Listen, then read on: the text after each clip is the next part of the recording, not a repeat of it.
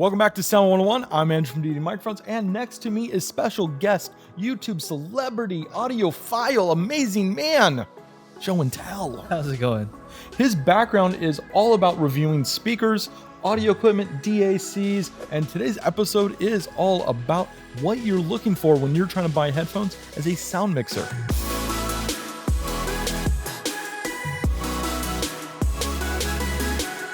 Like that graphic said, everything in this episode is going to be about headphones. And Joe, we've got 4 different headphones out here. We have the #1 YouTube reviewed headphone. This is the One Audio Amazon Special.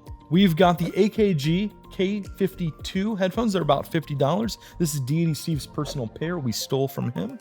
Sorry, Deity Steve.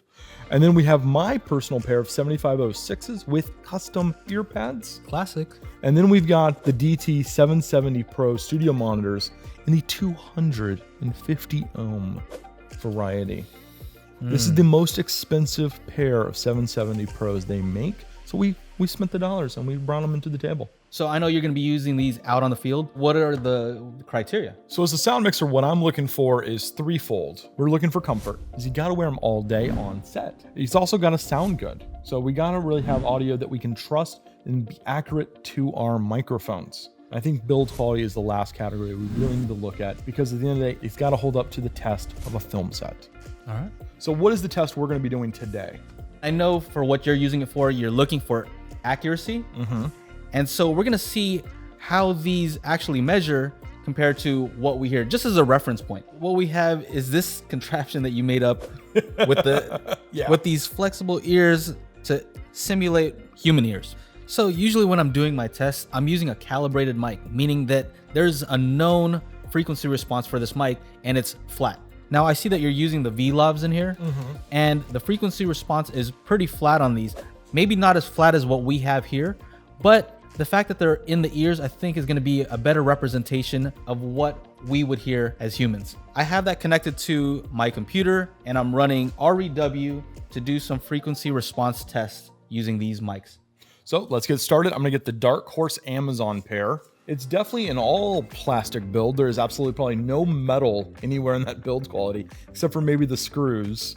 What do you think? First initial impressions. Cool cable. Yeah, I like the cable. I like the fact that it's also got a 1/4 inch on one side and a 3.5 on the other. That's interesting. Yeah, it's a real interesting design. Let me see how they feel. They are comfortable. They're like a nice pair of like yoga pants. My buddy actually has these, and I always wondered what they were. Yeah, but they're they unique. feel comfy. Now, quick question: does look matter when you're on the field? Like, would it look funny that you're wearing those? I hate to say it, but yes. Okay. Because, and the reason why I say that is you want to instill confidence when you're on set. The shiny chrome look is not good. The plastic seams on it that are very obvious that it's like snapped together plastic. They feel better than they look. They feel better than they look. Isolation's good too. Very good. So let's actually throw it up on the rig and let's test them. Okay. All right, so let me go ahead and plug these into my laptop here. Cool. So as he's getting this all set up, we're actually using the MixPre 3 as our preamp for our V-Lob, so we have an uncolored sound. We're going USB-C into the laptop for the test.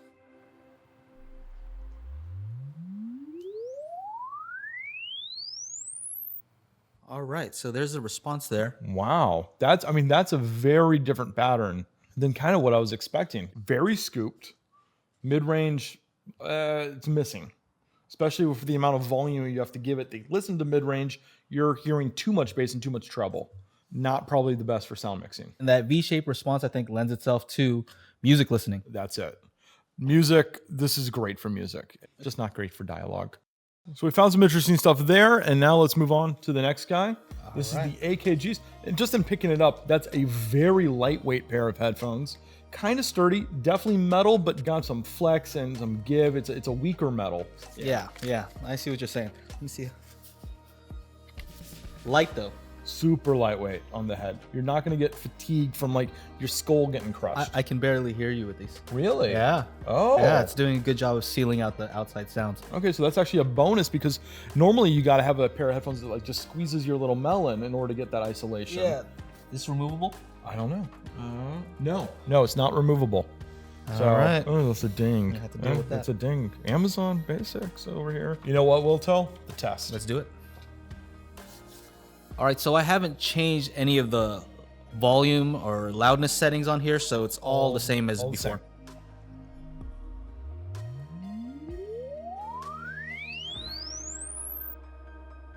All right. Wow. And which one are we looking at here? So let me smooth it out a little bit. The blue one. It is definitely mid-forward. I mean, that is very mid-forward. Yeah. And still that detail that I was talking about, even more so than the other one, but less bass. Less bass. I mean, it is non-existent after, what were we looking at here? After 60 hertz, it just rolls off real quick. And that's actually something to kind of talk about is, do you want to hear bass on set or not? It's a personal opinion. If you're doing all wireless, yeah, you're probably not going to notice. But if you're a boom operator, you may not hear your boom handling noise. And that could be a real issue because you could have it, not be aware of it until you get in the post. And then you're like, what's all this like just rumble? Because you couldn't monitor it in the field. Interesting. So now it's time for number 3, the classic 7506, which, how many do you own? Do you own this pair? I gave some as gifts and I used to own some. I mean, you have to know these headphones. I own 6 pairs. Some people are going to think that's crazy. Yeah. Each one is different. I have $60 ear cups added to these. These are very expensive suede ear cups that are meant for better isolation and better feel and comfort. And that might actually affect the sound quality also. I know what the other ones feel like. I just tried them on the other day. And this cord, yep. Yeah, it's well loved. Also not removable. Not removable. There are mods, and that's why I own 6. I actually did one that actually modded and added a jack right there. Oh, nice. Yeah. So right off the bat, comfy, maybe not as comfy as the previous ones, but less isolation with these pads, what I'm noticing, compared to those. Compared to these? Yeah. Interesting. Steve might have something on me that I don't know. Let's see how they sound, right?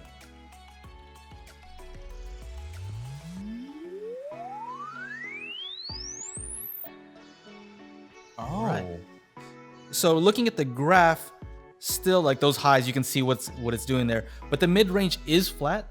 But I think it's because the relationship between the highs and the mid-range makes it seem thin in comparison. It's a ratio. Right. And also notice here, you see this dip here, and this is around 200 hertz. Yeah. And so that's why I like to use Frank Sinatra, because he can hit 200 hertz with his voice, no problem, right?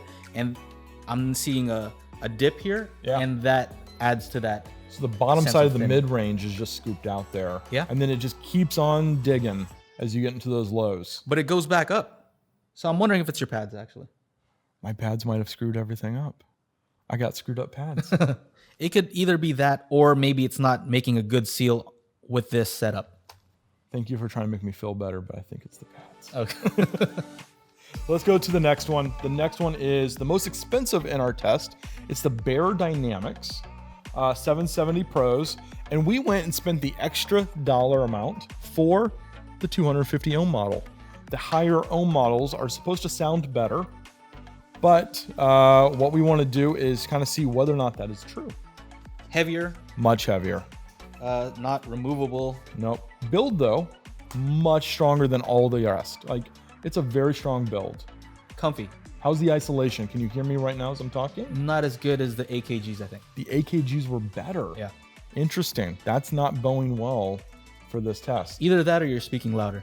I don't think I'm speaking any louder, but maybe I am. I don't know.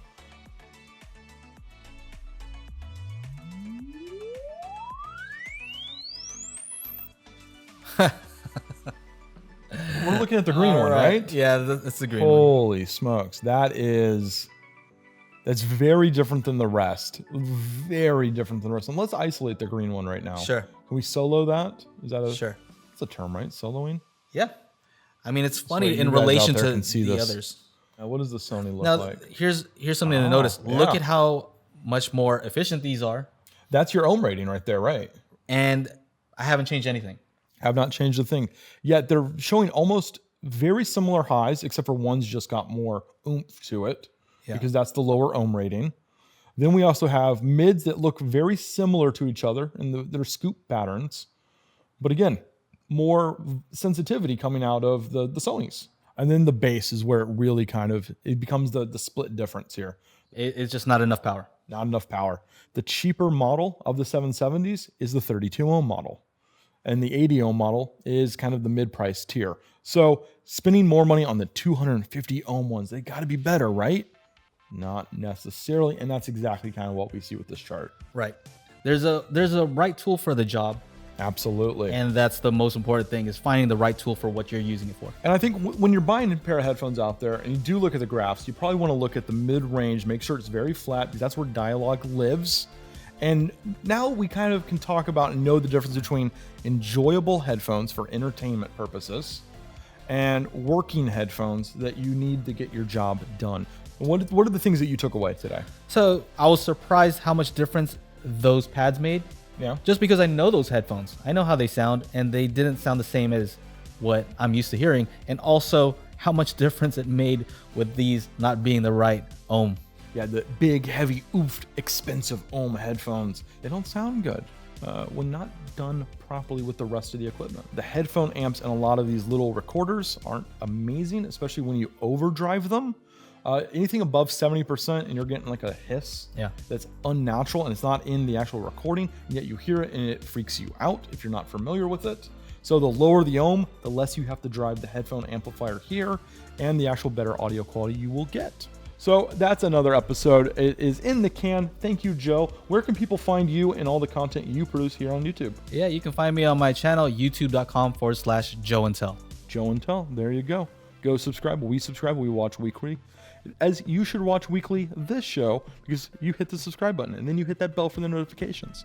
And if you didn't do all that, you could still find us on all the other social media platforms like Twitter, Facebook, Instagram. Also, don't forget a comment in the section below, because we want to find out what you guys want us to do on our next couple of episodes. Should we have Joe back with some lower ohm headphones? Any headphones that we did not test that you want us to test? Or just a topic that you're having trouble with your audio that you need some audio tips for. Hey, I'm Andrew from Deity Microphones. Thank you for watching.